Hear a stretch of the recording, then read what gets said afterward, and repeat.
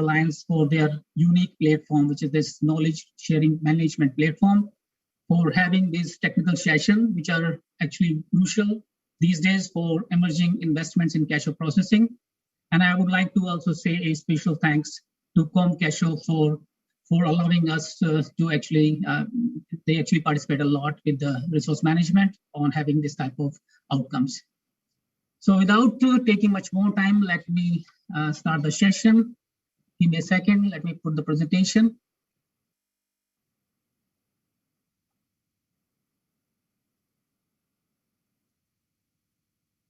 Just a minute.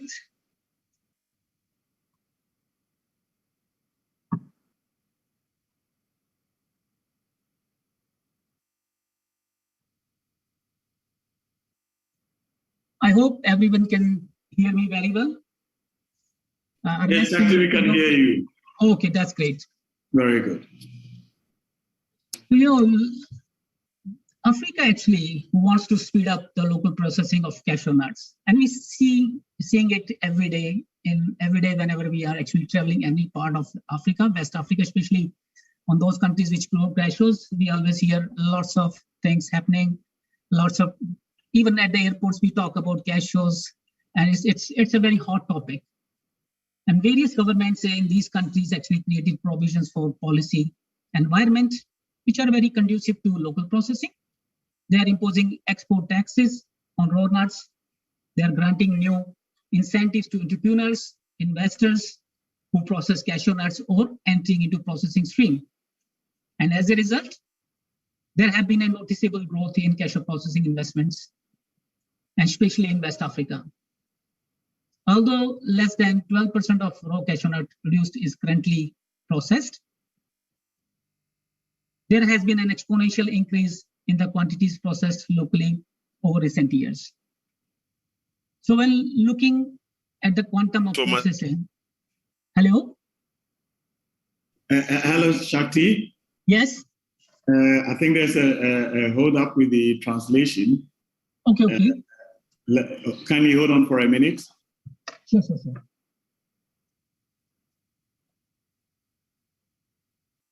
Yes, kindly go on Shakti, yeah. Okay. So the translator is there? Yes, Shakti, the translation is working right now. Please go ahead. Thank you very much. So when looking at this quantum of processing investments, it seems that by 2028, Africa will be a significant player for US and European supplies for cashew nuts. So it is estimated that Africa will process 17% of world production by that time and secure over 35% of market share for kernel exports. But this growth is not uniform in cashew producing countries in Africa. Not all African countries which produce cashews have the same dynamics on processing. Some of them are doing great, whereas others are still struggling. So today's topic is focusing on cashew processing economics, looking at country-to-country processing feasibility in Africa and its competitive place vis-a-vis Asian counterparts, which is India and Vietnam. We try to understand that how it is working. And then we will also talk about some emerging trends in processing, which will be crucial for processing scenario in the near future. So for our session, it's a quite technical session, so we put it into 3 different categories. After a quick introductory on objective and methodology, that how we come up with the core indicators, which are actually compared on country-to-country basis. We will talk about the core of this session, which is processing economics in a global context, looking at those countries which are crucial, actually, which are on processing as well as production, and which actually participate in global benchmarking, how they're doing on their economic performance. We'll come up with on the region side. We'll talk a bit on the Eastern Southern Africa, West Africa, and their counterparts, India and Vietnam. And then after a small break, we will discuss an emerging issue in cashew industry, that is Burma kernel exports.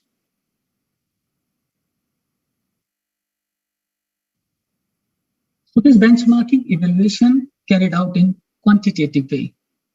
It is basically a comparison of processing economics for those major countries who actually participate in global bank processing competitiveness at present. So we didn't actually sample every single country. We just choose those core countries. For this work, we choose a set of peer countries like Mozambique and Tanzania in Eastern and Southern Africa, Benin, Cote d'Ivoire, Guinea Bissau, Ghana, and Nigeria in West Africa, and India and Vietnam in Asia as their counterparts. So what actually we assessed here? So we assessed feasibility of processing opportunity in the medium to long term. So that actually helped us to develop a robust estimation of growth and profitability. At the same time, we assessed competitive positioning of the target countries with respect to existing peers, whether they are in region or global. And that actually helped us to elucidate risk clearly and help develop better risk mitigation strategies. So we didn't include in our evaluation the quantitative part, the qualitative part actually. Because on qualitative evaluation, processing at origin, when we say origin, the origin means processing where the cashews are produced, always secure better position. So Africa is always far better on the qualitative part. Its processing is very much traceable. It's always directly linked with the farmers. It is creating better impact on societies which are producing cashews, who are selling cashews, who are living day to day with cashews. It has a better environmental impact, saving thousands of kilometers of unnecessary voyage of raw nuts from Africa to Asia and then to major markets. So we know Africa is quite better off on qualitative part, so we are not including that part in this benchmarking. The main objective of this study is to understand, our objective is to compare economic feasibility of African processing with respect to peers in absolute cost terms. We would like to see what is our positioning in absolute cost term. Are we making money or we are not making money? And for this, we use the methodology which we used to come up with the 4 indicators. We analyze all peers on key factors such as raw cashew nut, their quality and price. We see how revenue realization of each country, all variable and fixed cost, financial cost, taxes, and profitability. And that was calculated per metric ton of raw cashew nut processed in each country. We created cashew processing business plans for same capacity and the same utilization rate for each country in the peer set. And this comparison is not among various existing models which exist in Africa, which is like in last 20 years, there are a lot of different models was there. But we are actually comparing a selective model which frequently used in recent processing investments with adequate level of mechanization and automation. So ideal is to compare apple to apple, and that's why we choose some specific model and see that how the same models within same performance indicators perform in different countries with different cost structures. So that's the whole idea. So these are evaluated on conventional markets, not on specific specialty market like organic and fair trade. And the key assumptions behind that was that we took 2 different models, one with the 7,500 metric ton capacity and other is 15,000 metric ton capacity. All financial values represented are for plants at 80% utilization rate. That means generally this is achieved by year 3 of the processing and plant installed with latest proven technologies with adequate automation. We also assume that that all the countries are performing in the same benchmarking, and that allow us to compare with apple to apple. And as a result, we come up with different code indicators, which are you can see in the chart on the right hand side, and that we are going to see in next slides from now. So the second core part of this session is so we are going to talk a little bit now on the processing economics in global context.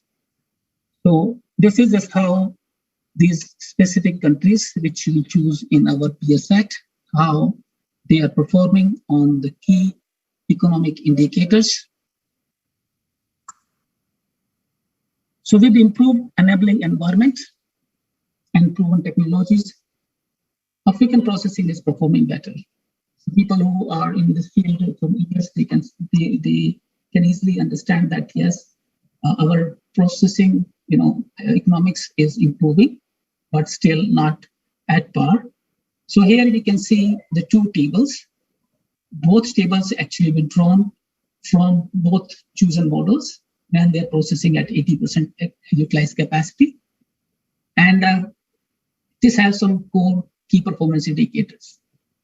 Both of the models actually show that scale become an important factor, and minimum break-even volumes in Africa at present is around 3,800 tons, or we can say 4,000 metric tons.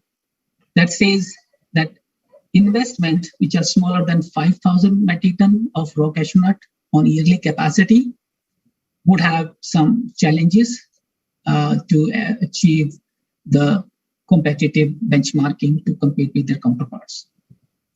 When we say on the investment side, Asian investments like as compared to African investment, for example, if we would like to put up a processing plant with 15,000 metric ton capacity, Africa usually need $5 to $5.5 million to have that capacity. But if we see that in Vietnam, it's around $2 million. And if we see that in India, it's around $2.8 million. That says that Asian investments are 40 to 50% lower than Africa. African processing net profits are higher comparatively, but still they are not that resilient because market have a lot of volatility.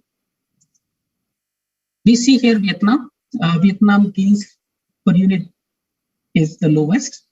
It's approximately, if you see, for the case around $28 till $38 per metric ton. But when we see these small profits on the scale, that overall make a very good profit. Indian profits are limited to the extent of their local markets.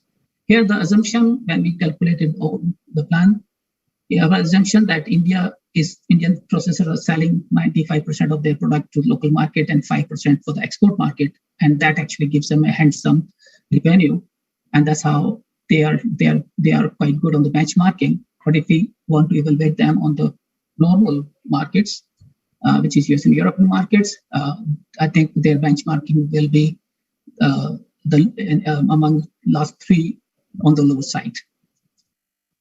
Now, if you see the southern crop growing regions such as Mozambique and Tanzania, their processing economics is getting difficult. Tanzania is almost processing is not viable at all. It's not because of the processing economics. It has some different issues that we are going to talk about when we will talk more specifically on Tanzania. It's the same thing happening with Mozambique. It's profitable, but still having quite a lot of issues. And then West Africa, and that actually becomes the first choice of cashew processing investments. Processing is growing fast in West Africa. Only Ghana have a hard time to be profitable in cashew processing.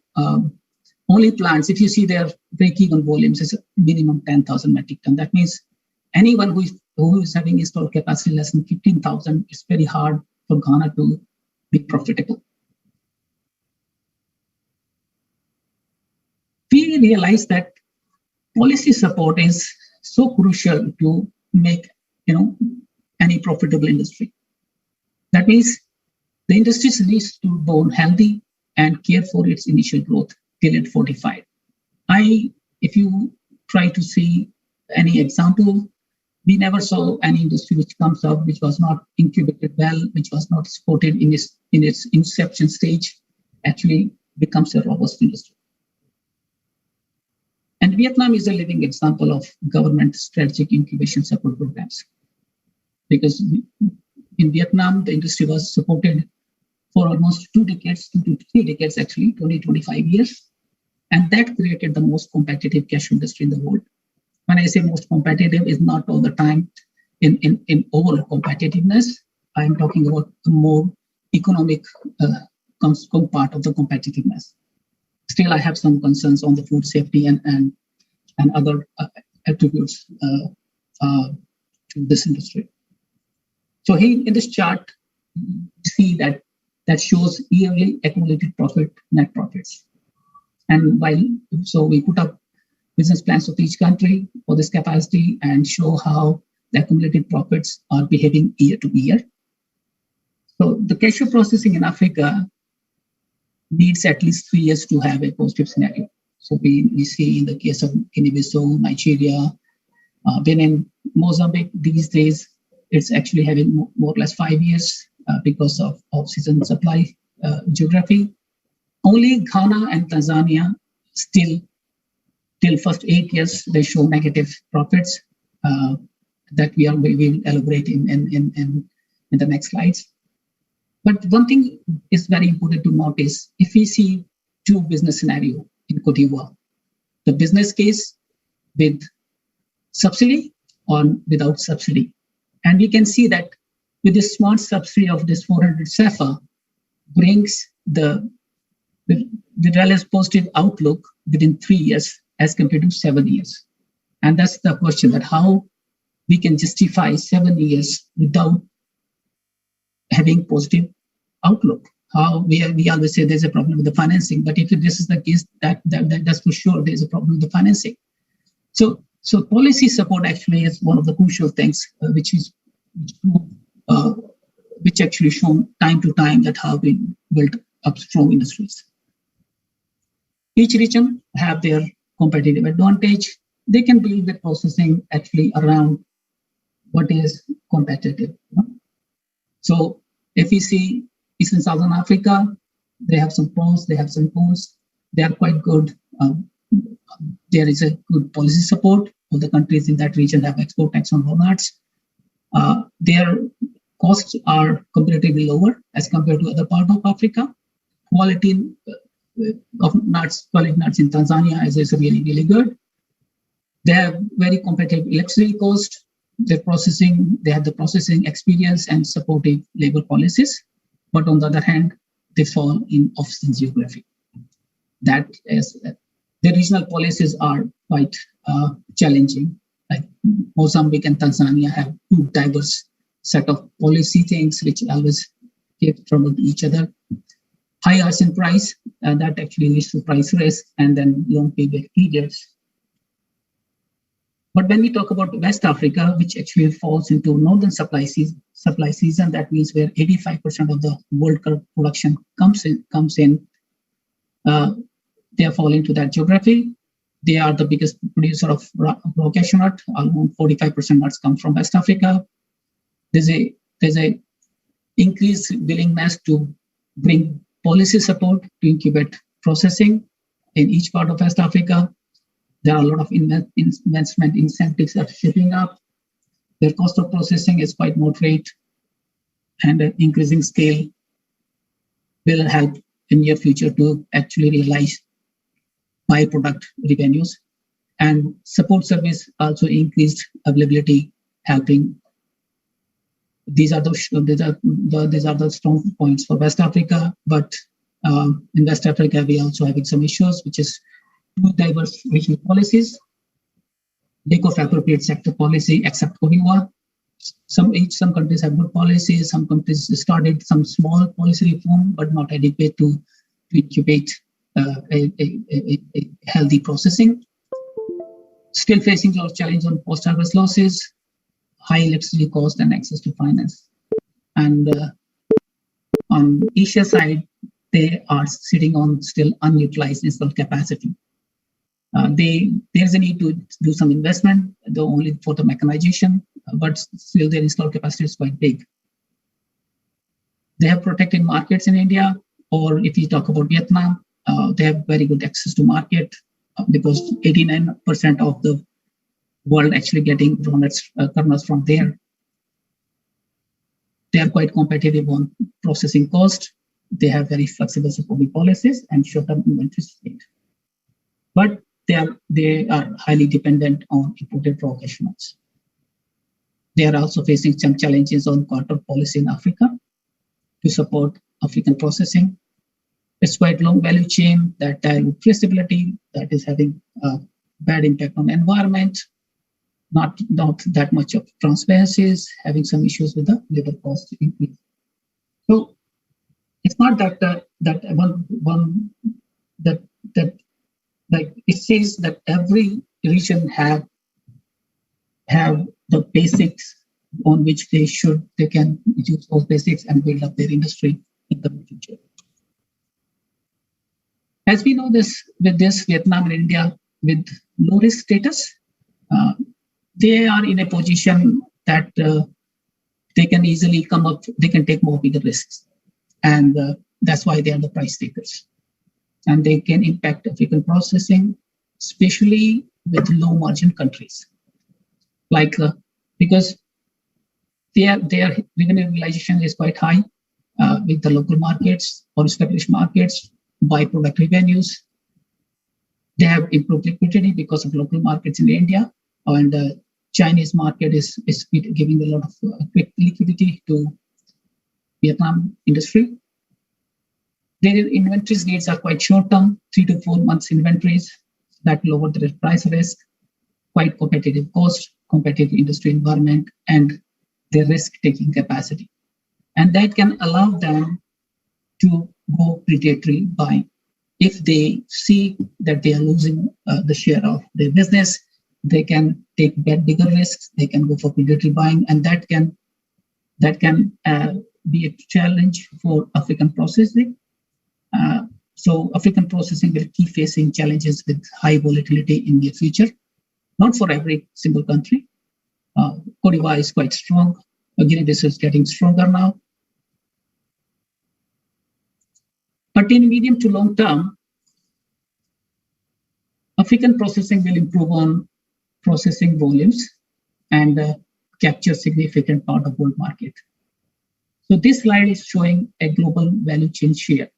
And here we can see that how in 10 or 20 years, which is actually not that big time for industries, how the things change. How from 1998 to 2008, India lost their production from 45% to 23%. And it is estimated that by 2028, they will be, their production part will be 17% of all global production.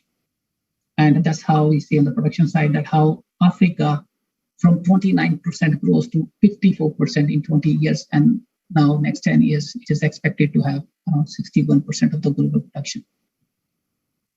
It is interesting to notice that India with 69% of their processing share reduced to 41%, where Vietnam improved from 15% to 50% in just 20 years. And when we see the supplies market share, how Vietnam captured from 8% market to 84% market share just in 2 decades. And if you see 2020 figures, Vietnam actually have 89% of the market share. If you see next 10 years, it is expected by 2028, Africa will be a significant player in the market side, processing 17% of the world production and capturing 35% of the world markets.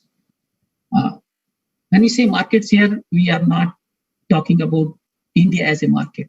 India is the biggest consumer, but when I say market here, it means anything else than India. That's the market. And so this country actually came on that market definition. So let's have a look on Eastern and South Africa, how the countries in that region are doing on their economic performance. So Eastern Southern Africa is an off-season supplier nowadays, which is more favorable to Asian processors' economics. So southern crop, when we say southern crop, that produce nuts in September till January, which is considered these days an off-season supply for Asian processors. And by that time, Asian processors are out of the stocks. more nuts to process, and that comes from only southern region. So there is a continuous decrease in southern crop share with respect to global production of cashew nuts. And it is expected that that will reduce more in the future. So it is not that the southern crop is squeezing. Actually, it's a northern crop is actually booming very well. And that's the cause of this shortage, this share. So we can easily see in the graph that in 1996, the southern crop used to be around 32% of world production. And by 2007, 2008, it reduced to 25% and then further reduced to 18% and 17%. I'm pretty sure in coming 5 years, it will reach by 16 to 15%. And again, it is not because production is reducing in this geography. Actually, production is increasing in other parts of the world. So that have, because and more it is decreasing, more and more this geography is becoming off-season supply. More and more the nuts produced in this geography is having higher value for a specific period. And in that period, Asian processor buy southern crop at premium price. Whatever price is available, they process it within 3 to 4 months and sell it at needed parity within seasonal window. So for Asian processor, this whole region is 3 to 4 months work. But whereas local processing the geography have to buy this all nuts in this high demand time frame, have to process it throughout the year, and then they always have they are always prone to the high risk of price volatility, which we always see in last few years. So processing in this region cannot survive without adequate policy support, because that is the only way to counterpart the off-season premium and process in the northern season. Now, though this region is quite competitive on the cost side, their costs are quite comparatively better. So let's have a look on Mozambique processing. So Mozambique processing is profitable, but highly vulnerable to price risk. It's not that they are not making profits, but making a profit as low as $26 or $30 per metric ton can be easily washed away with a small variation of raw cashew nut or kernel price. That have a big impact on their profitability. So Mozambique is the most competitive on processing cost because they have quite a lot of experience. Mozambique also enjoy a very good policy support, which is around 18% export tax, which gives processors a good window to compete with their counterparts. But they have issues with regional policy. And regional policy is specifically the policy in Tanzania. And what happens that sometimes anything happens wrong in Tanzania can affect processing in Mozambique. Like in 2019, when Tanzania decided not to export raw cashew nuts because of some conflicts on the pricing side, the overall impact of it came on a small production in Mozambique, and that inflate the price of raw nuts by $200 per metric ton. So where Mozambican processor was expecting a good year, 2019 as a good year, actually ended up into a havoc, and almost everyone who was in processing actually lost a lot of money that year. So that's how it is very risky on regional policy. So this volatility create boom bust pattern, especially in the high demand period. You see this table on the bottom. That actually is trying to understand what is Mozambique processing economic status vis-a-vis Vietnam and India in purely cost terms, in purely economic terms, and that you will see the same type of visuals in each slide for each country. So here, what we are actually comparing, we are looking at revenue realization. Here we are looking at ASEAN price differential, and we are looking at differential in processing cost. And we can easily see that Mozambique, as compared to Vietnam, realized around $200 less revenues, but as compared to India, $660 less revenue. And that easily say everything about it. Though because of a good policy, still they are able to buy RCN at cheap prices, as cheap as $376 as compared to Vietnam, and $560 as compared to India. So when we say here competitive prices, we always talk about average price of India, average price of Vietnam, not what they purchase from Mozambique. So overall processing economic status for Mozambique, you see, they're a bit better off with Vietnam, but they are quite far with India. But they are in a very risky geography. Let's have a look on Tanzania processing. With its high quality nuts and reasonable export tax on raw cashew nut is not yet competitive. And the main reason for negative profits for Tanzania processing is the lowest gross margin in Africa. Because this is due to extremely high price of raw cashew nuts for processors. Because processors are not allowed to buy directly from the farmers, they have to compete in open bidding system with their exporters, and that's the main cause of issues with cashew processing, negative profits in Nigeria. Though Nigeria are doing quite good on the cost of processing. They secure they are most second cost-effective processing in Africa.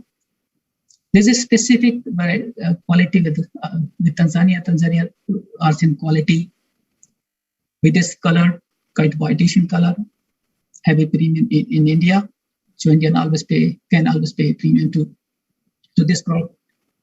And Vietnam also pay a premium for the better yield and easy processing because you see that they can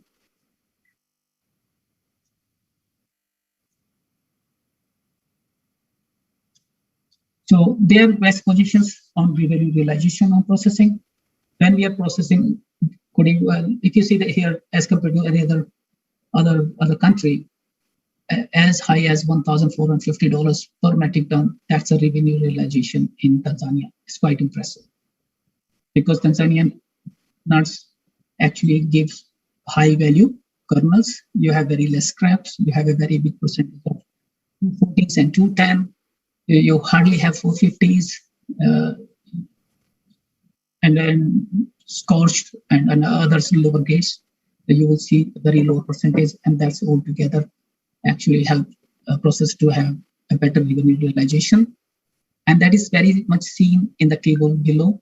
We can easily see that on revenue realization, they are very much near to Vietnam and still far below as compared to India.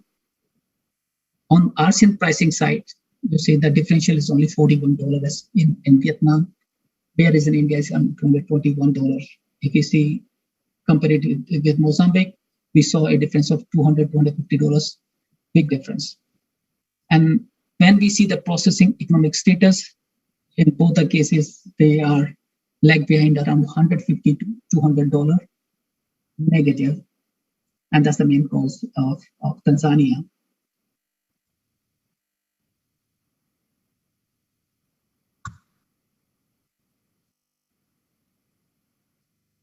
So let's have a look on the West Africa. West Africa, we call now these days the cashew continent actually.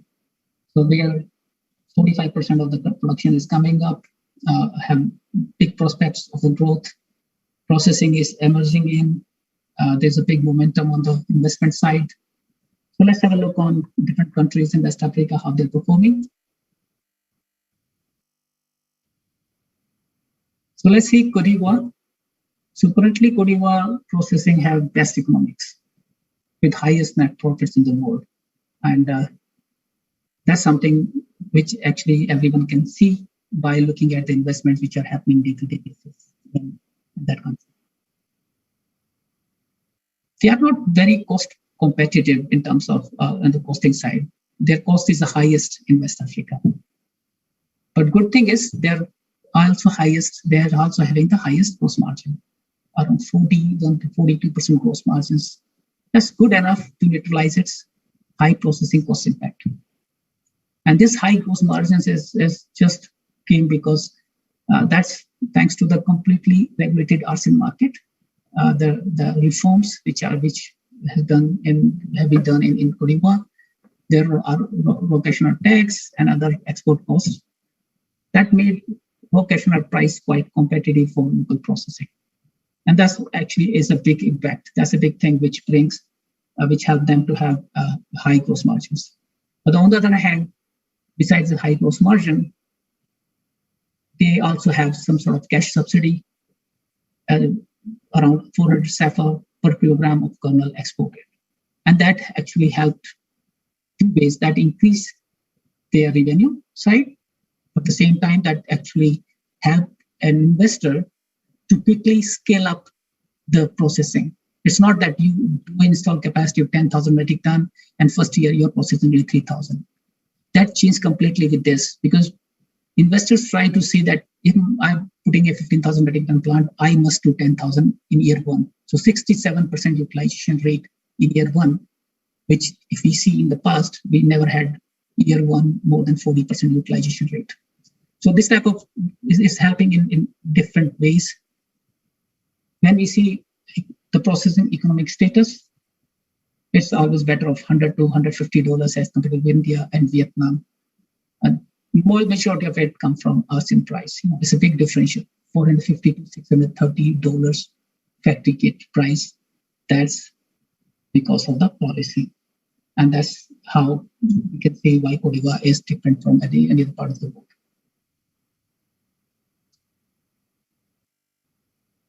Whereas Ghana, if we say that's a more regulated raw cashew nut market with no export tax on raw cashew nut, and that made that country the most desirable origin for exports of raw cashew nuts. Though Ghana is quite good on cost of processing, they have the lowest cost of processing in West Africa. Their financial costs are higher, not because it's higher rate of interest, but due to the financing of accumulated losses, because these projections are made on the year 3 projections. Processing breaking volumes are very high, which is around 12,000 metric ton, which is second highest after Tanzania. And the Ghana policy environment, actually, if you see that only favors arsenal trade. Relatively higher arsenal price, and that makes processing gross margin as low as India. That's the main issue with Ghana processing. That also increase. And then say the other thing is the regional policies. If you see the regional policy here, that imposes a big pressure on its raw nut price. It is a region with high volatility. Like Cote d'Ivoire is exactly the same case of the Tanzania versus Mozambique. So Cote d'Ivoire with highest support to processing, big export tax, relatively bigger export costs. Where Ghana is just no export tax and relatively cheaper on export side, make it an exporter heaven, where most of the exporters try to pull as much as possible nuts from the countries along the border side to push more nuts from those countries and export from Ghana, actually. So if you see Ghana actual production, is not more than 40% of actual exported volumes. If you see their processing economic status, that's more or less they are at par with India and Vietnam. But when we say that this difference is $30 or $18 plus or minus, these numbers are too small numbers, and that makes the processing quite risky actually, because this can be washed away with any fluctuation in arsenal price or kernel markets. That's making it quite risky. Let's have a look on the Benin processing. Benin processing is profitable, but with quite low profits. And those low profits are not good enough to cover market volatility risk. And one of the major reasons for Benin have two policy implications and one quality implication. So Benin nuts have a premium in Indian markets due to its whitish in color. So they secure a good premium price from $100 to $150 differential from Indian markets.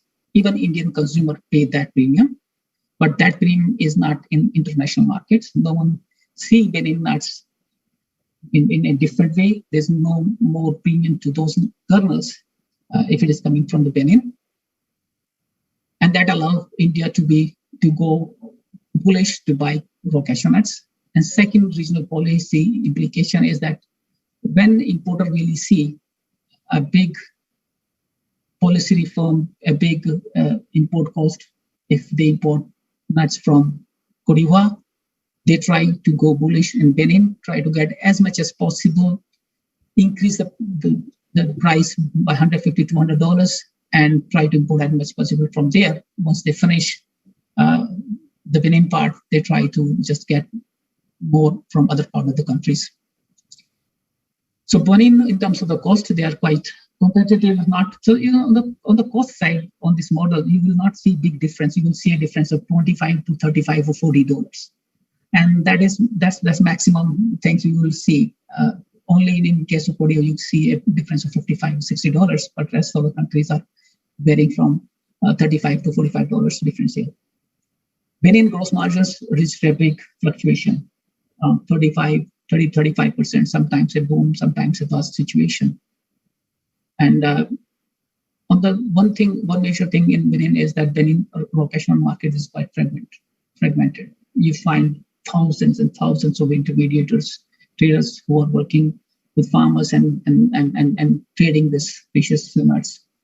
And if you see the intermediary cost in the region, Benin actually have the highest intermediary cost, which actually vary from 9 to 11% of the actual value of the processing of the value of the nuts.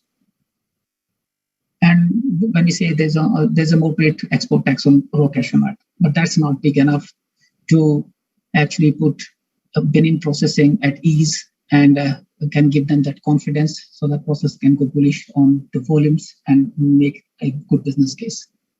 So looking at processing economic status, they are on negative side in both the countries, India, Vietnam, from $50 to $100 negative. And we can easily see why the difference comes in how India can go easily more bullish and can spend more $100 directly on here and almost $100 differential from other countries.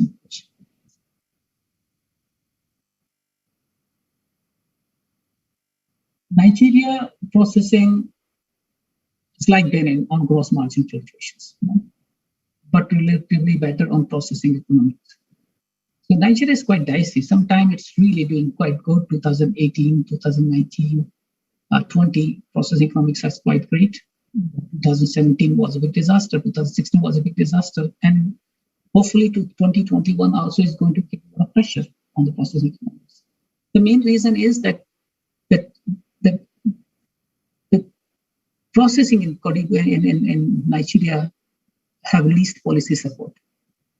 And that is highly risky in high demand period. There is a provision which we call EG export expansion grant, but that's too hard to realize. That is there. People always say that grant is there, but it can take me 3 or 4 or 5 years to actually realize that grant. So that's the main actually issue with the processing in Nigeria. The second big issue in Nigeria is the lowest revenue realization. If you see Nigerian quality, they have the lower quality nuts as comparative in the region. They have a very specific attribute to their nuts, which is the lower peelability, and that actually have low yields, but at the same time also high percentage of lower weights. Not all the cashew producing regions in Nigeria are having the same type of impact. Like Okomosho, the quality is good, the peelability is better, it's very near to the port, so that favors all the time traders. If you really, as a processor, you want to compete to get those nuts, you have to compete around $150 and under $200 additional. You have to pay for those nuts, and that you have to accommodate in your processing economics. That's how you see the impact. Or if you go for other regions like Kogi, some regions like Ida and Momi, there the quality, you find that you have quite high percentage of nuts with spotted. You have quite a big issue with viability. And when you're processing, you see some specific grades which are coming out, which we call sheared kernels, CW. CW is only coming from Nigeria. Sometimes it varies from 7 to as low as 7% and as high as 9%. That's the main reason why it impacts the utilization is quite low as compared to other parts like $100, $150 lower than other countries in West Africa. And this risk increase in high demand period. Though when we see just on economic status, it is much better as compared to Vietnam, but a lag behind when we compare it with India. And if you see here revenue realization, can you see like $741 less revenue realization per metric ton of RCN processed as compared to India? So we can understand that how it's difficult to make processing profitable in high demand period. In low demand period, there's not a big issue because in low demand period, it's very hard for Nigeria to sell their nuts. So you have a privilege to buy nuts quite cheap. And Guinea-Bissau processing economics, that is actually well supported with high revenue realization and moderate cost of processing. So Guinea-Bissau is a country which have the highest outturn in Africa, fantastic yields, around 45% of the kernels, though small in size, but realize relatively good revenue. Their cost of processing is also quite competitive in African context. And export tax on there's export tax on raw cashew nut that's actually support relatively good gross margins. They have consistent ports, very high export transport cost that also favors local processing. The country political situation and access to finance are two major constraints for processing investments there. And electricity cost is quite high. But if we see them, the processing economic status, you see that they are quite good as compared to India and Vietnam. So that's Guinea-Bissau.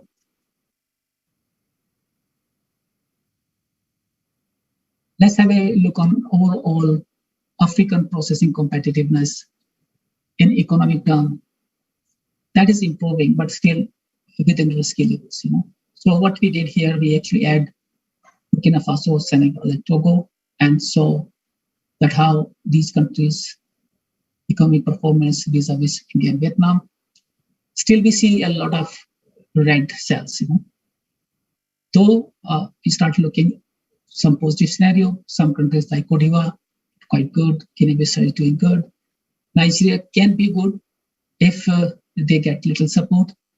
Benin case is a bit tough. They need to actually come up with right things. So what we did here, we put up some core factors to boost economic performance with each country. For example, let's say Mozambique. So if Mozambique work on the quality of nuts, if they improve the quality of nuts, they actually come up with their regional policy problem.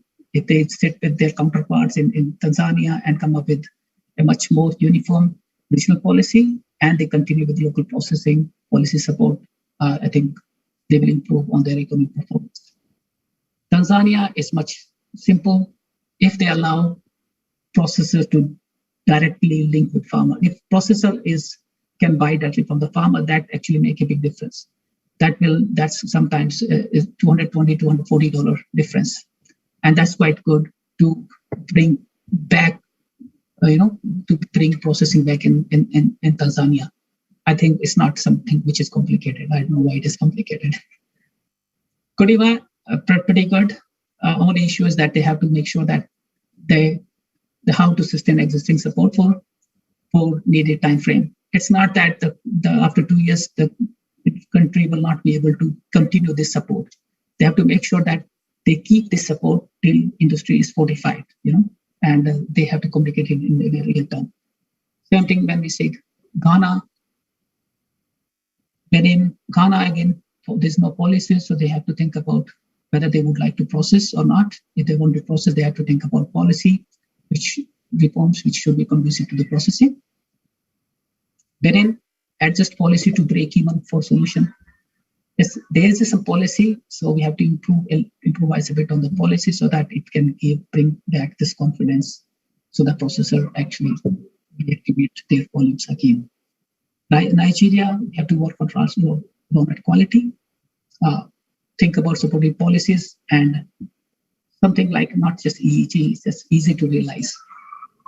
Guinea Bissau, political stability, access to finance and power solutions will definitely help. And Burkina Faso, Senegal, Togo, all places we talk about enhanced policy support and quality of plants and direct farm linkage will be helpful. Next, the last part of this topic, Indian-Vietnam. When we see Indian processing economics, they are the best, definitely, but they are the best to the extent of the size of their over-protected local markets. Well, the size is quite big, and they are almost 40%, consume 40% of global production. So up to that extent, they will be cost effective. You can easily see Indian processing revenue realization around 20 to 22% higher than anyone else. And that's their most competitive bit. Though their average locational costs are also proportionally high, but still that does allow them to have a very big revenue realization, and they always remain within a comfortable profit without risk. They are always focused on high quality. Processing costs are not too competitive. They are very similar to African processing. When we say Indian processing, they lost completely its competitive position for export markets. They are no more competitive on exporting on the export market or on that level of prices. Indian consumers pay a premium on extra white kernel, and that's a very specific thing, and that actually is creating some pressure on Benin and Tanzania nuts. This is good for farmers in these kind of geographies, but I think this is something which other market have to, US European market or the market have to understand why Indian consumers are paying this quality, and is it possible to accommodate that type of premium in their market segment? They are the best. They have the best liquidity, short-term inventories, and that's why least risky. And Indian cost of processing around $175 more than Vietnam. So India is doing quite good. Now Vietnam, when we say Vietnam is the most, we always say, whenever we say most cost effective, that's Vietnam. They are quite good on cost efficient processor and the most resilient players. So resiliency is another thing. Sometimes we like Benin processors are making profit, but they are not resilient, and that's why they always suffer to perception of risk. Sometimes it's not risk, but perception of risk because of resiliency issues. Vietnam industry have the lowest gross margin, and still they survive. Though they make small profits, but on unit basis, but because of their scale, those profits are good enough for a business. Direct cost can be as low as $120 to $135, and when you have big capacities, which is more than 20,000 metric tons, where most of the processing scale in Vietnam is of that level. So Vietnam, with their risk-taking capacity, they actually lead the ASEAN as well as kernel prices. So growing Chinese market actually improved their liquidity as well as average kernel price, and we see that the further growth in Chinese market will strengthen the position. Good thing in Vietnam is that Vietnam's survival strategy is quite unique. There's always a solution. Every year you see there's a lot of changes in the processing. They're quite good. They're quite adaptive, and that's how they make the business case. And there's a unique thing in Vietnam that they use their toll processing facilities, which we can say as satellite units, but not exactly the satellite units which we are having in Africa. These satellite units in Vietnam are the excellence centers, who help you to reduce your processing cost, your processing dynamics. So those are not just merely some closed plant which someone wants to utilize at port processing. those are actually excellence centers, actually, where the cost of processing always is smaller than the central plant. So that's more or less on the economic part of this. I think I will take a small pause here and invite, and then the second part will talk after some questions from my friend. Thank you very much, Shakti Pal. It has been a very detailed session. And as you rightly mentioned, it's a technical session. So we want to be sure that we give all the technical information in there and then go as precise as possible. But at first, there are a couple of questions that are on this, on Zoom and also on other platforms. But the first one that I'm going to take has to do with the assumptions and also the capacities you have used in the estimations. Jean-Francois had asked also about what happens to those factories that are operating between 1,000 metric tons and 3,000 metric tons. Are they not part of this assessment or analysis that has been done? Or what kind of analysis can you make out of this in terms of profitability and survival and other parameters? But again, tied to that is also another question I was asking. You have assumed 80% capacity for the analysis that has been done, 80% capacity utilization, actually. Mm-hmm. Is it real? And the person is saying that probably in Africa, you're finding more, even if the factories are set up for 10,000 and whatnot, you're finding more capacity utilization in the range of 3,000 and, in the range of 30 and 50%. So 30 to 50% capacity utilization. And how does that affect the analysis that you have done so far? Okay, thank you. I think on the first question, when we say what we do with the plants on 1,000 or 3,000, what I can say when we say 1,000 metric ton plants, that is a bit tough to survive. But on 3,000 metric ton, yes, there's some possibilities, because it is not that 3,000 ton metric ton plant means someone already had invested into installations, and they have to now come up with the solutions. Like as I said, in Vietnam, they always have a solution. So in Africa also, if you have the right policy support, I can say you always have a solution. So you actually have to see that if you have a 3,000 metric ton plant, you have to check whether your management cost actually is the same proportion of which correspond to the 3,000 metric ton capacity plant. Sometimes we hire very low profile management, which actually increase our performance risk, or sometimes we hire very expensive, which doesn't suit to that scale. Definitely, there is a need of going for more mechanization.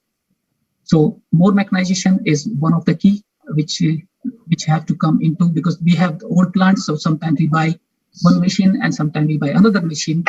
But if we really want to go for more mechanization, which can actually in real term can reduce the labor force, there is a need of automation, and automation require some scale. So in 3,000, still you can come up with some adequate scale, some adequate automation. So there are some solutions, but for 1,000 and smaller capacities, is a bit tough one actually. Maybe in a family sector that can have some little oxygen, specifically if those plants are in specific country, which are well protected, like Cote D'Ivoire is well protected. Now, when I say the second question on utilization, or maybe when we say small plant, definitely you can always think about going for specialty markets, because small plant have much more capacity to go for directly to the farmers and can have better farmer linkage. So can go for organic or free trade. There are niche, but for example, organic is no more niche these days. It's very much coming up nicely. Very good prospects for long term. So those are the, I think, possible solutions. And I think each case will have its own formula how to make it make it, I think, much more economically viable. On utilization rate, I see the utilization rate is not a problem. It is a problem when that specific country is not providing you enough cushion where you get the confidence to actually buy that much of quantity. For example, if you are in Benin, you always have a capacity of 20,000 metric ton, but you are always scared because you are prone to big, high, price risk. So you try not to process too much so that you will not get big losses. It's not all that, because your profits are so small and you are afraid of small fluctuations because your cushion is not that big. So, but if you see in case of Cote d'Ivoire is the best case actually, because Cote d'Ivoire allows you to have enough cushion that gives you confident that no matter what fluctuations comes, you will survive. And then you see that every single investments who are coming in, they are getting utilization rate 70% year one. And that never happened in last 20 years. Last 2 years, I see every year people put up a 15,000 metric ton plant, and year one, they process 9,000 or 10,000. Year two, they go for 14,000. That is also happening in Nigeria. That happens in 2019 to 2020, where we saw utilization rate actually reach up to 90, 95%. But now, will they continue the same in 2021 in Nigeria? Not. But will they continue the same in Cote d'Ivoire? Definitely, yes. Thank you very much, Shakti. The next question talks about the investments per plant, which is far lower in India and Vietnam compared to Africa. And the questioner wants to know whether it is largely on account of the equipment costs. And if so, is it also the next drive for Africa to try and see how they can set up more equipment manufacturing hubs on the continent? I mean, we have seen the example also of Cote d'Ivoire in that direction. And what's your thought on that? So it's not only just on, it's a composite package, definitely the equipments are far cheaper in those geographies. And the biggest part where actually they save a lot of money is the warehousing capacity. They need not to actually have a warehouse of 10,000 metric ton when they process 10,000. They usually have 2,000 metric ton warehousing capacity for 10,000. In Africa, they have to have at least 8,000 metric ton warehousing capacity. So construction cost is quite high, and so that is a big saving for India and Vietnam. When we say equipment cost, that's also almost half of the price in both the places. Like I know when we ask quotation of a deshelling line, to us it comes up $45,000 minimum, and where in the local processing it goes to $28,000. So those type of differences are there, and that will remain. In the short term. We will not see anything different. Because Africa, even if we allow African countries to buy from each other, that will not actually impact much, because West Africa is having the same season. So it is very hard to reduce those. Maybe in coming 10 years, when countries like Cote d'Ivoire or West Africa as a hub start thinking about manufacturing of local equipments, because there's that type of market is coming up, then there's a possibility to reduce this differential. Okay. Shakti, now let's delve a bit deep in the when you talk about Cote d'Ivoire, and obviously the best example of processing on the African continent. And it is very obvious what the reforms have achieved, and the fact that the reforms are actually working. So the question here is more on what are some of the policy indicators that have gone into the estimations that you did. For instance, what policy measures were taken into account, specific ones taken into account in your estimations, which in your view has contributed to such a high profitability and viability of processing in Cote d'Ivoire. The people are really interested in knowing specific policies and how they have translated into the economics of processing in Cote d'Ivoire.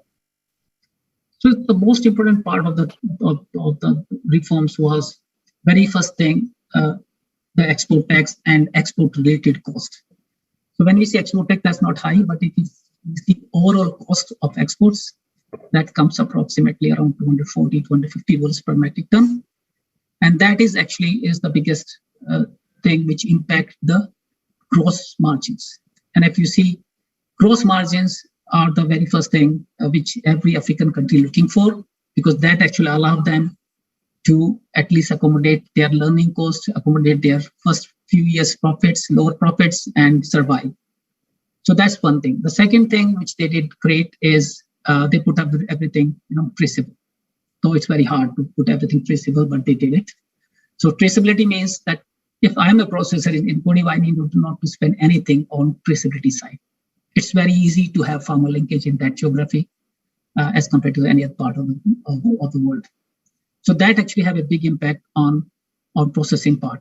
Now, because Cote d'Ivoire also is having quite high cost of operation, especially in year one. So in year one and year two, if you see their year one, dynamics, their cost can go as high as $625 per metric ton, and that's very high actually. So what they did, they come up with this export subsidy that actually helped them to artificially increase their revenue for first few years, and by that time, a processor will gain adequate strength and competitivity to keep running the show.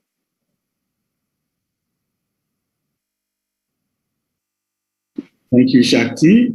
Let's stay on the policy issue and take quickly East and Southern Africa, where you talked about the case of Mozambique and how it has been impacted on the regional policies. Here, we need a bit of a clarification. What exactly you mean by regional policies? What kind of regional policies? Where is it coming from? Is it from Tanzania? Is it from Mozambique itself? And then how should governments in these two countries, or even in that area geographically, how should they address these policy issues? You see, regional policy, let's take an example of Tanzania and Mozambique. Tanzania is very much government in everything, So what happens, if you see Mozambican processing, they was doing great. From 2001 till 2010, 2011, it was growing faster. They was one of the most, competitive processors in Africa.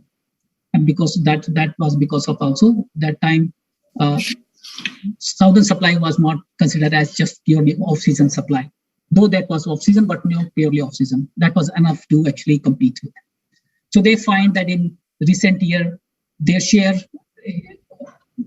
of the global production is reduced to 16-17%. So they see an extraordinary pressure from Asian countries to buy that product. But when we say regional policy, now both the governments know, especially Tanzania, they know that that world needs our nuts. Our nuts are good in quality, but at the same time, we are the only supplier who have that much of quantity. So they always have a negotiating power, and they sometimes go very excessive. They use excessive powers on this. And what happened in 2019, where the government become very adamant on the prices, they was asking prices which are quite above of market prices, and everyone thought, okay, even at this prices, no one is going to make any money. And at last, Tanzania decided not to export any nuts in 2019. Nothing has been exported. But can you imagine that in a time frame where the world is expecting 260, 270, or 300,000 metric ton, and 250,000 metric ton is not coming out, then this whole pressure went to this small supply of 50,000 metric ton from Mozambique. So that actually artificially inflated the price around $200, $250. So this 50,000 metric ton is what? Just not less than, it's just less than 10 days processing in Vietnam, So that have no impact at all for Vietnam, but that has a big impact on local industry. And 2019, if you see the pricing trends was great. Every processor was very optimistic that 2019 will be a great year. And because of the two different diverse set of regional policies, they actually got a victim because of the Tanzania move. So that's where there's a need to synchronize your policies with governments. We should talk with each other. We should not see just we as we. The same thing is a case of Ghana and Cote d'Ivoire. So and Benin actually victimized because of Cote d'Ivoire policy, or maybe we can say that not everyone can bring such policies in each country. So you always see a counter impact of policies, great policies on the neighbor which have almost no policies or have a different type of policy. Thank you very much, Shakti. There are 3 more questions, and then we go back to the Boma Kernel presentation. But the next of those 3 is more asking, you talked about short-term inventories in Vietnam and India, and which, in your view, maybe I think later on other slides, you also talked about the fact that it then has a lower price risk because then you don't have to hold stock over a certain long horizon as you find in Africa, where if somebody has a need for, let's say, 1,000 metric tons, he needs to buy the 1,000 metric tons at the start probably of the season and hold it pretty much for the whole year and release gradually until it is all sold off. So it means that there's a whole high level of inventory holding. Another question is asking, how does that play into the viability of processing in Africa?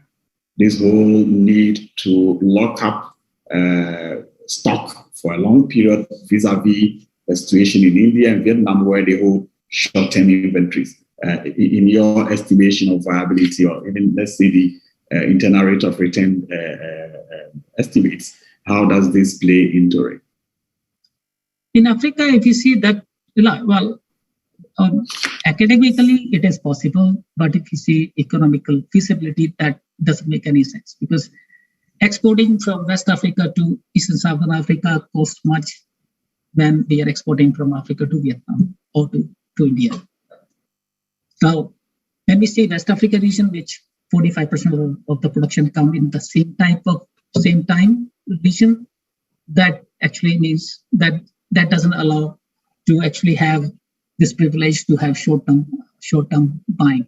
You can have 1 or 2 months differential, that if you are a processor in Cote d'Ivoire, you can import some 1 month or 2 month inventories from Guinea Bissau, but that doesn't make any sense because of the cost of transport. So like Africa will never be able to import anything from India or Vietnam. They are in the same geography. The majority of the production comes from the same geography. So northern crop is having 85% of, 82% of the crop actually is northern crop, which actually produces 4 or 5 months. And majority of African countries fall into that geography. So it is very tough to realize this stream. But that is not needed actually. What is really needed, that Africa have to, very first thing that African government has to think about whether they really would like to see processing in the country. Because they start from the government. Like they have to dream. If they want to go for it, then just go for it. Come up with the right solution. It is not that you are a doctor and you see a patient of... I don't think you talked about... Hello, Shakti? You want to say something? Hello? Please go ahead. Yeah. So what I'm saying that it's the government actually who have to start with this, that whether they would like to process or not. So if you bring the right policy and if you have the right scale from the beginning and give the enough time to incubate these investments, I think that's the way forward for Africa. I don't think so that Africa will ever be able to think about importing from Eastern Southern Africa and have these short-term inventories, because India and Vietnam will always be there. Thank you very much, Shakti. I don't think you talked about the satellite sharing in Cote d'Ivoire, but then you had mentioned Vietnamese satellites, and the question is, they want more clarification. What is it about, and and then I will say, how does it compare with the satellite sharing that is going on also in Cote d'Ivoire?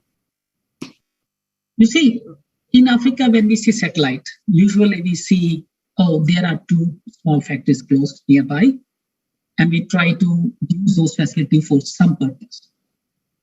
And many times it is because we try to help them. And we didn't see much more, economic advantage in it. Sometimes we try to escape from the law that, okay, in place of hiring 500 workers in one place, I am going to put 200 workers as outsourced processing, So this is the mindset when we see our processing model in Africa. And that not necessarily is going to reduce your cost. That actually is going to increase your cost. But your actual problem is the cost. So you're not actually addressing your problem. You are just trying to accommodate something for maybe political reason or for maybe social reason in your work system, and try to make some sense out of it.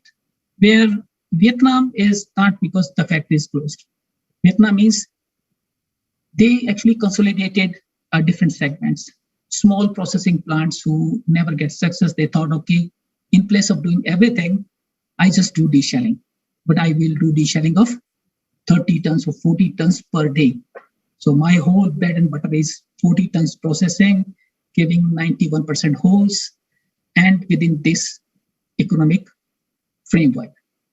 And that's their own bread and butter. So they are not too small, they are very focused. They are center of excellence rather than just a satellite plant. And I think we have to change the definition of satellite plant. And we have to just ask this question, is this plant is a center of excellence? Do they know what they are doing? Or I am just there to teach them and try to, where I am myself is learning, And so these are the things which we have to take care when we are talking about satellite plants and accommodating them into our ecosystem.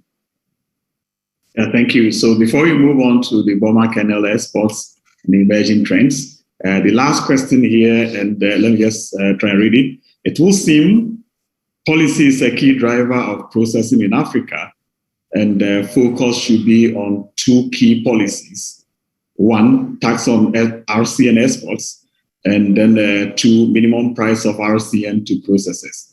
And the question then is that, what is the danger in this kind of a policy recipe? When I say minimum price, I don't understand minimum price. But what I understand, export tax, I understand. And export tax, you have to be intelligent enough. If you, for example, let's say Senegal or Gambia. Gambia production is maybe 15,000 metric ton. Should they think about to process in Gambia? And should they actually come up with export tax, which will disincentivize the farmers, and they will never grow cashews? Do you want to see that? Or we see Cote d'Ivoire, who produce 800,000 metric ton, and they are just only at the mercy of India and Vietnam? Or do they just sit together and just think only about farmers, and where they know that they have congested ports, more and more production will not be, they will not be able to actually sustain, the infrastructure will not sustain that growth, and they just sit doing nothing about processing. So both cases are different, where Cote d'Ivoire should think about processing, and they think about it, and they just bring the right thing. They see the problem, they see the scale of the problem, and they come up with a solution, which is not just a solution, which is a break-even solution. And I think that is the most important part, that African government have to understand what is the break-even solution to that problem. Just having a solution, if it is not break-even, still the industry will remain very volatile. Thank you very much, Shakti. And please take us through the next session of the presentation. Okay.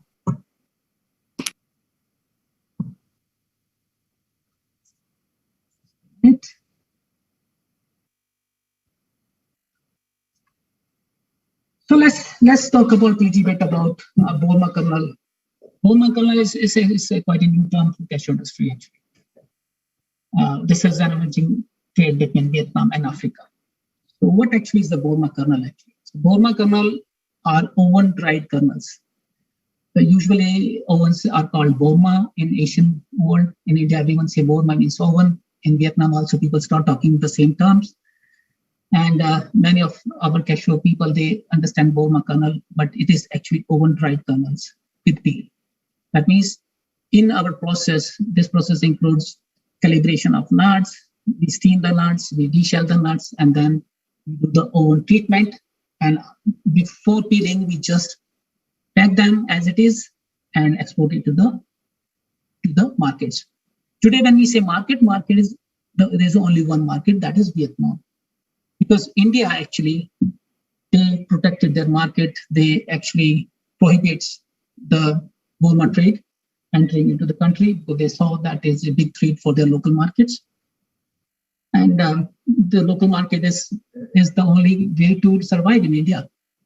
So Burma kernel means it's always Vietnam, and the supplier is Africa and some other countries like Indonesia. Also, they're coming up in Burma kernel trade. So currently, Burma kernel trade is growing faster than expected, and we will see that in coming slides. Approximately 7 countries are currently participating in this trade, where Cote d'Ivoire leads with 60% of overall volume. And there is a reason for it. We will explore that in coming slides. And when we say some sector strategies see this as an opportunity and others as a threat, if this becomes a long-term practice. So when we say opportunity, definitely it's an opportunity in short term if we use it smartly, but that can become a threat if we keep continuing doing it for the long term. That will have some issues with the food safety, traceability, and it will bring a lot of other issues with this. But here we will see only how it is a win-win situation. So some industry experts see this as a win-win for suppliers at origin. When we say suppliers at origin, that means country who are producing cashews and processing themselves, and an importer in Vietnam. If you see last 3 years, the data shows like 2019, Vietnam imported 31,000 metric tons of kernels. That is equivalent to 224,000 metric tons of raw cashew nuts. In 2020, this number reached to 58,000 metric tons. Wow, what a growth of 89%. That means 203,000 metric tons of raw cashew nut equivalent exported to Vietnam in the raw form, in the Burma kernel form. And if we see the first 3 months, January to March in 2021, almost 18,000 metric tons of cashew kernels, Burma kernels actually exported to Vietnam. And if we just see the same trends, it is expected that Vietnam will import around 78,000 metric tons in 2021. That means it is approximately 300,000 metric tons of raw nuts market, which is going in the form of Burma kernels. Then why it is happening actually? What are the basic factors which are supporting this trade? So when we see this increasing export tax on raw cashew nut in Africa, and there are some other favorable policies for local processing, that actually together negatively impacting competitiveness of Asian processing. Here more specifically, we talk about Vietnam because India is not adopting for importing Burma kernel, though they are also impacted with these basic things. Vietnam, as I said in their slide, they are very pragmatic people. They always think about how they will survive tomorrow, and they immediately see that Burma kernel trade can help them to eliminate ASEAN import cost impact and reduce rate. So it's a win for them. At the same time, they see the partial processing, which is you need a lower investments need. You also reducing your performance risk because most of your work you are doing with the machines, which we say deshelling or cooking, or so you don't need too much of workers today because we have adequate technologies to do this for processing, engaged. So we see this as a win for origin too. So when we see economic analysis, so there are increased import cost or taxes and shipping costs are two major. Hello? Can you hear me? Ernest? Hello, Ernest.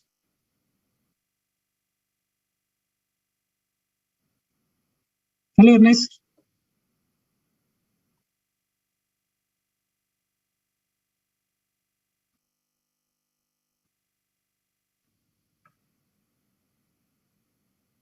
Hello, Ernest. Can you hear me? Shakti. Yes.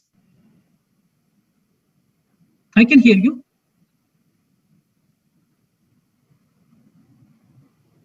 Blessing, can you hear me?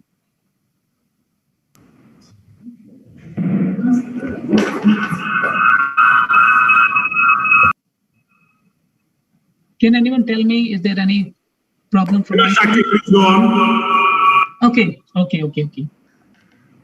So here we are actually talking about what are the gain and pain points of this trade per metric ton of RCN equivalent. So we saw on the gain side is export tax and other taxes on the vocational trade and export subsidy on kernel.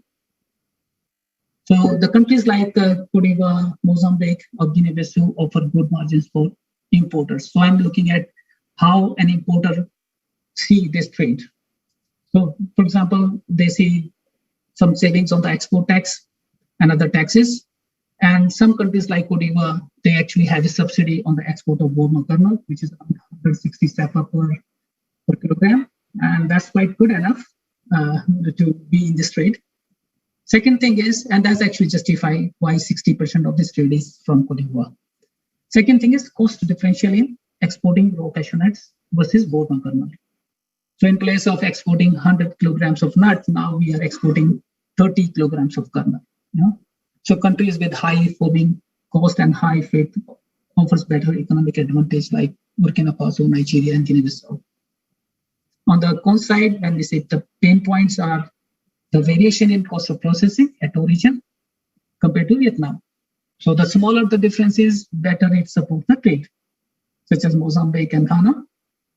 They qualify for that part, and revenue loss of cashew shell at origin.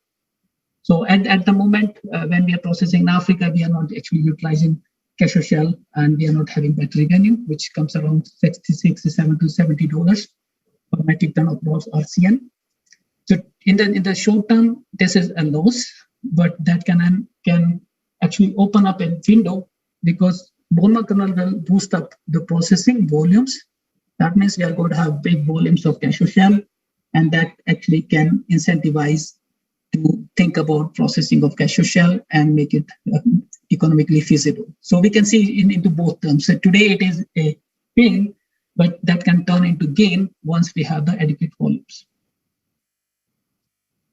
So this specific chart, if you see this table, that actually shows on the point of view of a importer. Here I try to show, I didn't get a lot of calculations that if I process how much I gain, I will gain something, depends on in which country I am in. But irrespective of my gains as a processor, I would like to see what is the gains for an importer. So here I actually shown what is there for an importer. So the impact of saving of an importer is actually that vary from country to country, origin to origin. And Cote d'Ivoire is the most qualified supplier again. So if we quantify the gains, so we see the first gain on the RCN freight, if imported as raw cashew nut, that's approximately $87. It's not just actually the freight, it is freight plus foaming charges, approximately this in 2020. Now, when we see if the second part, which is kernel freight, if imported as open kernels, and that is around $21. And also there's a difference between on import part that transporting 1 metric ton of nuts versus 30% of the kernel. So you see all this difference, and you see you have a freight gain of $77 from Cote d'Ivoire, $80 from Ghana, Benin, all are approximately same, from $70 to $88 or $90 for each of these countries: Cote d'Ivoire, Benin, Ghana, Nigeria, Burkina, all this country. We can increase the list here. The second gain point, we see the RCN export tax. So if you see the RCN export tax, Cote d'Ivoire, it is not just the tax, it is RCN export tax plus other various taxes all together. That's the export cost actually comes to. And then you have oven treatment kernel tax or gains. So these are the gains. Some countries actually have to pay a little on the export side. So if you see the total gain is around $226 in Cote D'Ivoire, Benin, Ghana, all these things. And altogether, Cote D'Ivoire have $303 gain per metric ton of RCN exported into Walmart kernel. That is around 183 for Benin, that is 72 for Ghana, and different for different countries. But now if you see the pain points, so we have the additional deshelling cost, which is around $4 per metric ton, and we compare it with the mechanized system in Vietnam and in Africa. Additional packing cost, around $20, that can be reduced by having big packing, big giant bags, jumbo bags. Now, then additional fixed cost allocation, so additional depreciation altogether, we see around $52 to $48 to $55 additional costs in different countries, plus loss of shell revenue, which is around $49 to $50 per metric ton, and that's how our total pains are. And you see the net efficiency bandwidth for Walmart trade is around $202 for Cote d'Ivoire and minus $25 for Ghana, only $3 for Nigeria, and $133 for Guinea Bissau, and $169 for Mozambique, and so on. So that actually says that higher the taxes on exports of raw cashew nut and shipping costs, better the Walmart trade economics are. So a country like Cote d'Ivoire, Mozambique, Guinea Bissau, Benin are reasonably good origin for importing partner in Vietnam. Now, Burkina and Nigeria with relatively lower margins. Ghana is not strategically fit to be a lucrative origin for Walmart kernel trade. Origin in low demand due to quality issues or consistent ports like Nigeria, irrespective of negligible gains on importer side taking advantage of Walmart kernel trade. The many of the traders who are trading RCN, they start thinking to become a trader of actually Walmart kernel, and that helps them to actually not expecting everything at the same time when the ports are congested, and take the leverage of the shipping part. And so if you see after Cote d'Ivoire, Nigeria actually is the third biggest country on Walmart trade in Africa. Importer savings giving a good indication. So that's actually how we get a good indication. What is there for an importer, and then you calculate your own gain. That okay, how much I will gain from bottom-up approach. Plus, this is a savings, so that means they're saving. So these are economic savings. But then it also, if you're exporting in Walmart trade, as a Vietnam importer, his risk is even further bring down. He need not to think about financing, because now he is having rotatory financing of the month. On a weekly basis, he's buying Walmart kernel. He's not paying RCN. He need not to import anything. So if you see his financing cost will go drastically down. That is not actually added here. We can actually go even at those costs. They are risk-free because they are buying every week. They are selling every week. So their inventory further go down from 3 months to 1.5 months, and that actually improve their resiliency. So there are other benefits. Hello, Shakti. Yeah. Hello, Shakti. Yes. Can you raise your voice a bit? Yeah. Yeah, very good. Okay, so what I'm saying that besides these, profits which you saw in this table, an importer actually has some other advantage. For example, if this Vietnam importer, if he is importing only Walmart kernel, he need not to have the long-term financing. He is not just there to import raw nuts, so he don't need now 4 months financing. He just need 1.5 month financing to keep paying for Walmart kernel, and that also reduces inventories up to 1.5 2 months, and that actually help them in reducing his cost, but as well as his risk. So as an importer, it all has good things, and I see more and more Africa is bringing more policy reforms in the form of increasing, export cost in terms of having some export taxes. At the same time, they're getting more and more efficient processing. I see more and more margins for Walmart kernel, and that can be used for importers actually as a win-win situation. But we have to think twice when we are doing it, if we are doing it for the long term. No, if you're doing it that, okay, I'll start with Burma kernel and after 4 years, I turn myself into a full-fledged processor, that's a great thing. Otherwise, on the market side, we will see a lot of issues, a lot of problems on the traceability side, on the food safety side. And no one knows, again, the Vietnam keep actually playing with the pricing, and we will never, and the full-fledged processor definitely will have a hit out of this Burma kernel trade. That's it. Thank you. Thank you very much. Thank you very much, Shakti. Can you hear me, Shakti?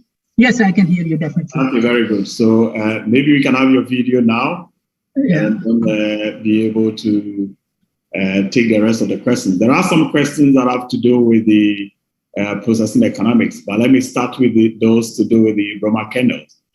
Here there is Lucia who is saying regarding the Burma kernel trade in Mozambique, it is causing a demotivation for processors who invest in primary processing, and that the price of Burma kernels are far lower than the whole. So it does seem that maybe on the ground they have different realities. And what are your views on this? And what kind of advice would you give to those CIOs? When we say, if you see the pricing side on the Burma kernel in 2020, in Vietnam, that's around $5.4 to $5.6 a kilogram. And sometimes it's amazingly high, actually. So I think your ability to understand what are the gains for an importer, if you know the window, that's why I predicted that window. So if you know that the importer window is $200, then how much you can negotiate with that. So you have to understand what is in this business for an importer and for me as an exporter. Only then you can negotiate. So it's all about negotiation. And if you see Mozambique window, there's a significant gain around $180, $170. That's quite big, not small. But the business case in Mozambique will not be for the long term. It can be for 4 months for a small window, because then the northern crop will come in, and then you see a very different type of pricing which comes from Cote d'Ivoire or Nigeria. So because of the Mozambique being in off-season supply country, they always have this price risk. And they have to be at that.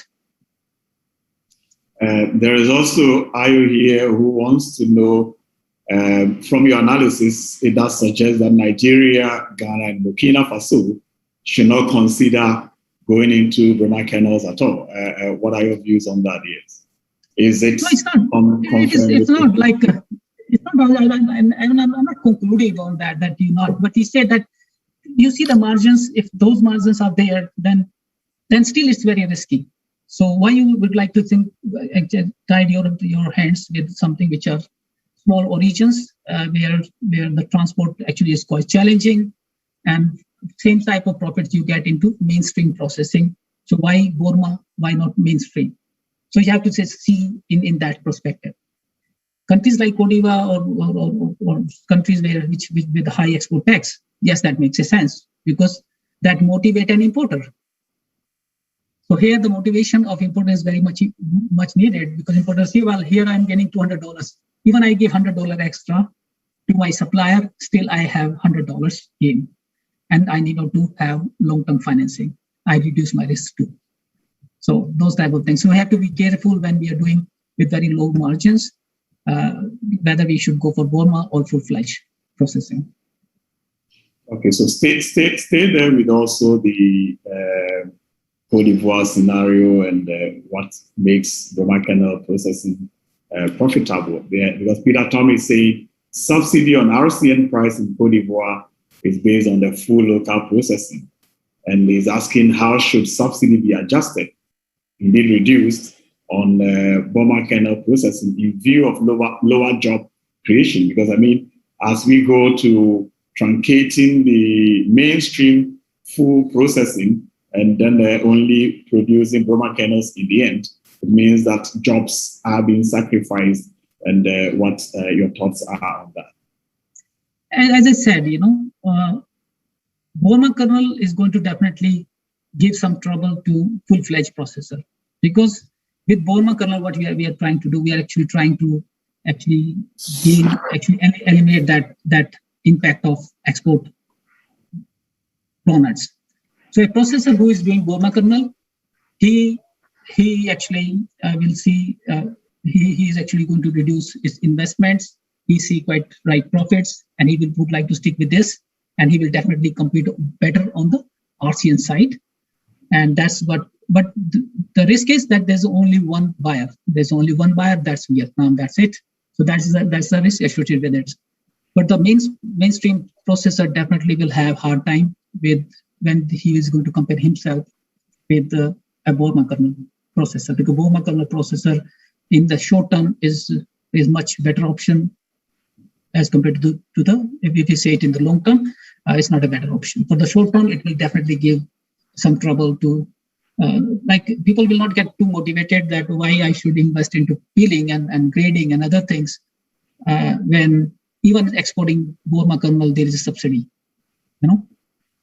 So, but volumes can come for a country like Cote D'Ivoire that's so big.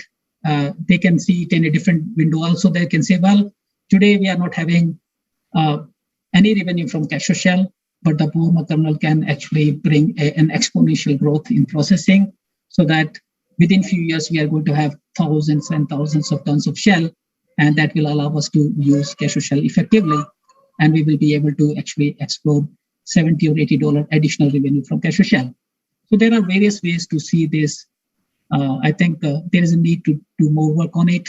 I always say that still it's too early, but we need to actually work with more, come up with the different things that what are the contractual terms.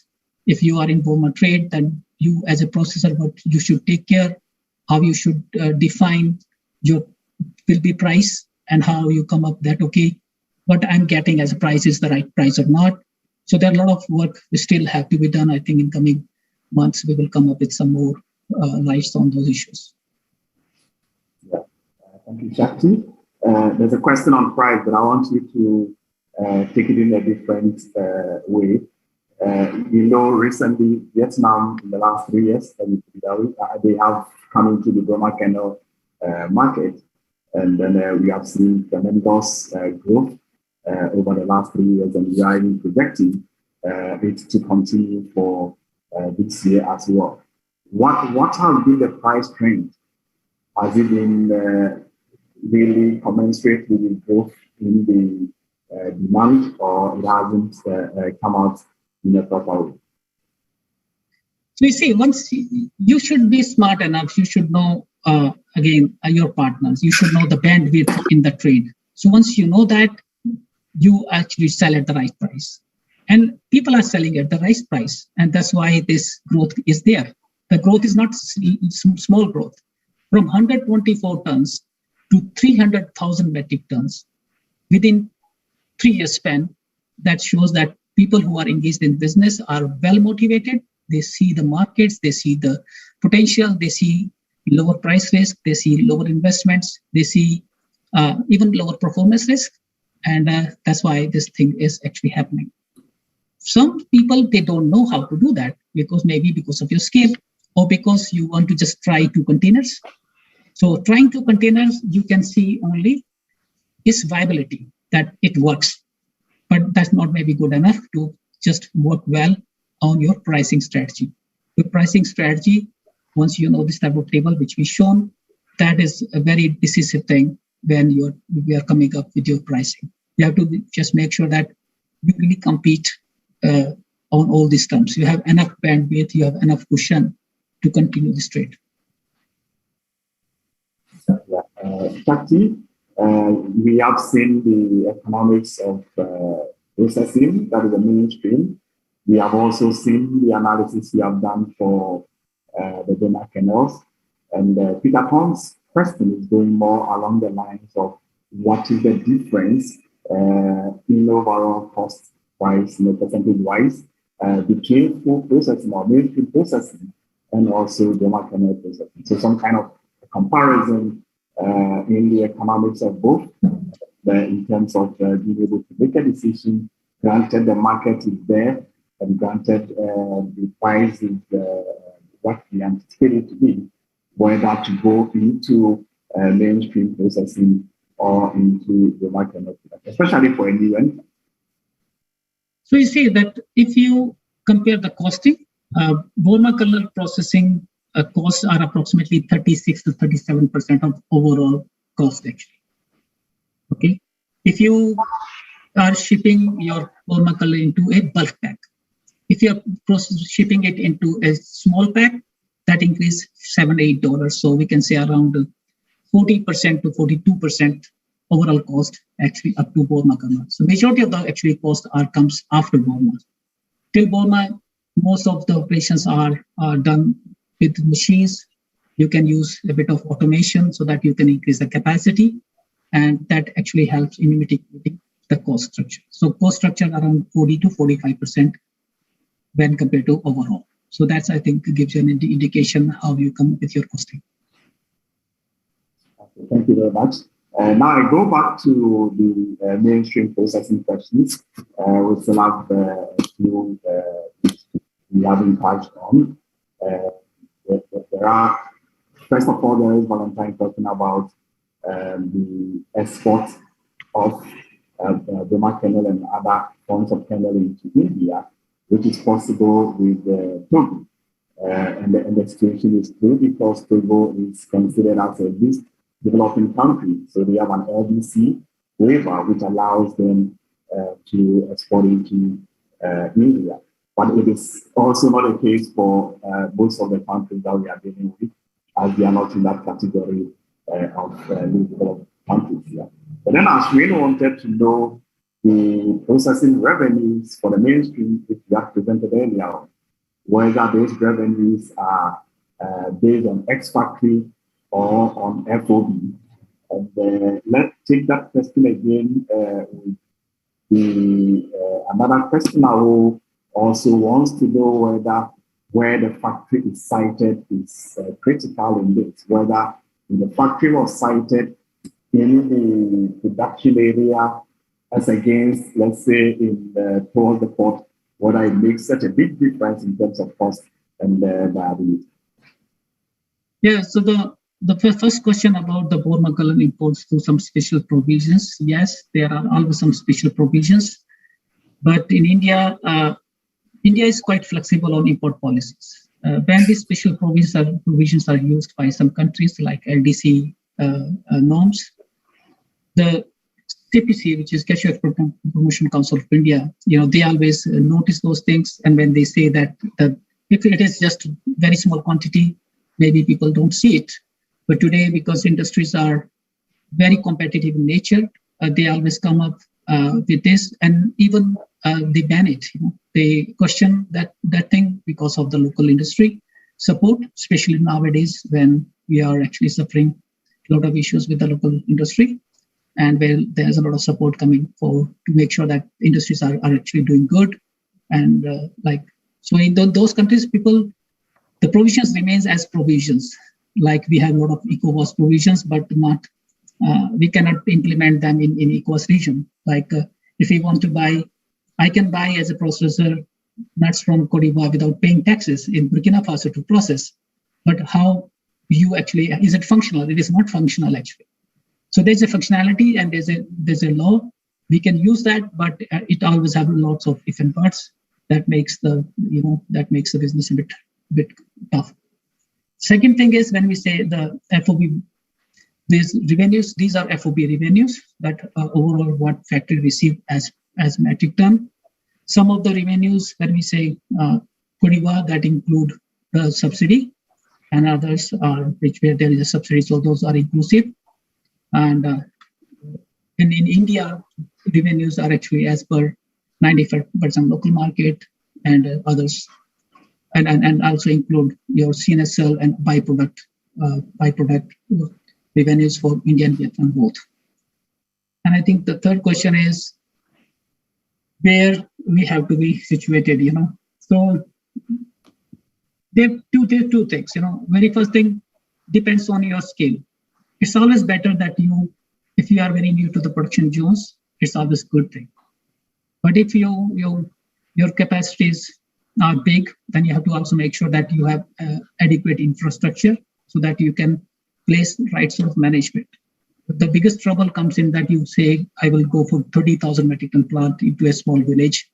The problem is then where you will bring the adequate management who stay in that village. So that always become a big issue. And you need high qualified people. It's very hard to motivate people and to make sure that they actually remain in these geographies. That's a tough thing.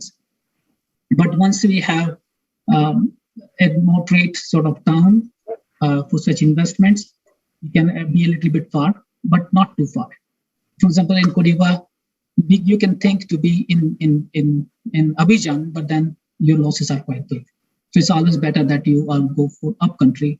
But will you go to a place like Bundiali to have a very big plant? It's not that easy. Maybe in Korogo, yes.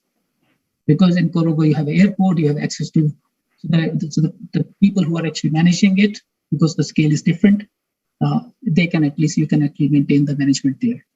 At the same time, you have enough workforce in that place. In small villages, usually you see farmers who have enough land and big plot size. They are not that motivated to work in the factories. Thank you very much, Shakti. Before we go, there is also Ashwin and also Bulat. They are raising issues on the point of view of the farmer, and more or less, if you look at the fact that the same nut is going into or getting to India at $1,300 and the farmer is getting $700.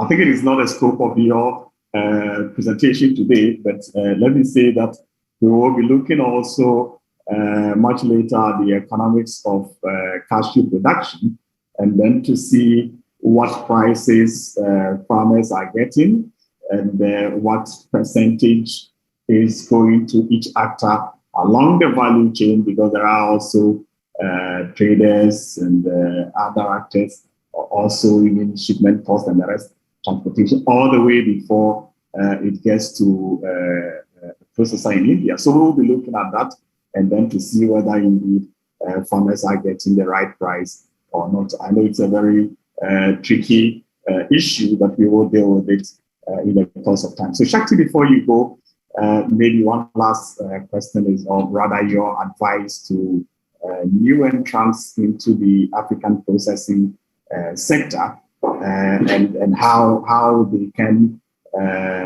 or what kind of consideration they should have in mind as they take that key decision to set up a factory in Africa, because we know scale matters, and that is essentially what you have told us. So,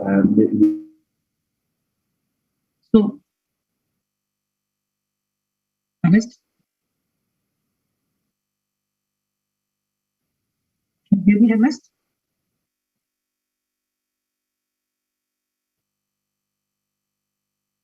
Hello, Ernest?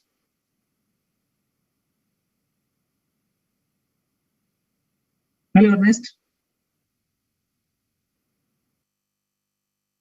Can you hear me? Hello, Shakti. Can you hear me?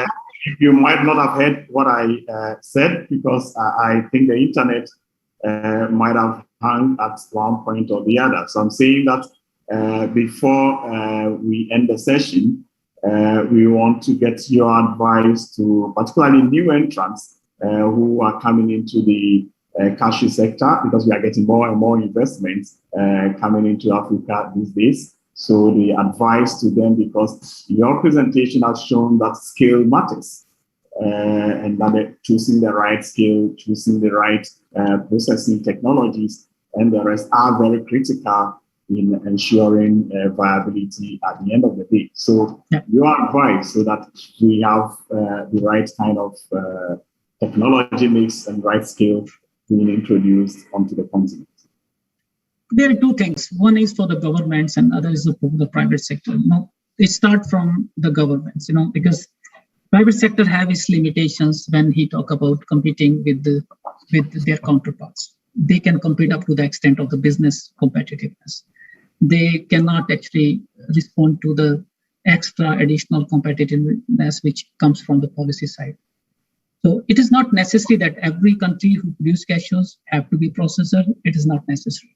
I think the government starts thinking about it, and they have to make their mind clear that what they actually would like to do with the nuts, whether they go for just on the production model or they would like to go for processing and in the long term. So, but once they decide about processing, then they have to understand for processing to be viable, these things have to be in place, and that has to be in place. The shortcuts will not help. Sometimes these shortcuts actually is much more destructive because many investors come into this geography looking at, oh, there's a small export tax on it, and they're going to make it, but then they fall into this artificial perception of risk. They install the capacity, and then they always fearful that if something goes wrong with the prices, it is expected that price will go down. And where they were supposed to process 10,000 metric ton, they ended up buying only 5,000 metric ton. And that is because the country is not deciding perfectly what they are looking for. If they will go for it, they will go for it. Like Vietnam, they decided we will with the processor that way. They come up with a first 15-year plan. 15-year plan. Can you see? Because there's no shortcuts. So the countries have to come up whether I will go or I will not go. And that's clear. But that will be very helpful for investors to think where they should invest. Now, the second thing on the investor side, when they're choosing where they want to invest in, then they have to understand what is the investment scenario look like. Is it for the short term? It is for the medium term. It's for the long term, and that's how they have to come up with their proposed, solution. That okay, I should invest into that type of capacity. So before they invest, they should understand really very well about all prerequisites to be a good investor.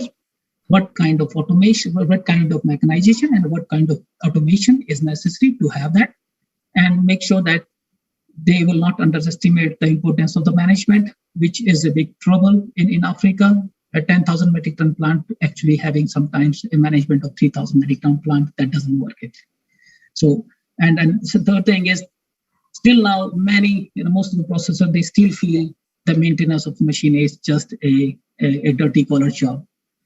Why I have to pay a maintenance manager $1,000 salary? That's too much, because they feel these people is around $300, $500 window. But that is not the scenario today. Today, mechanization means the success comes from there. So don't be shy. Don't underestimate the blue collar job that they are fine with $500. It's not like this. Try to get the right maintenance team in place, and that's and also see your window. Is your window 5 years window, or your 6 year window, or you see your windows 4 years, and that's how you design that, how you are going to achieve your utilization rate as early as possible is much better. Access to finance, other things are again, I think you have to make sure from the very beginning investment that you should have a very good portion of equity. You cannot expect that someone is going to finance you 100% when you are starting your cashew process business and you are quite new in this business actually. So these are the things which actually any investor have to really see: where, how, when, management, and the utilization rate.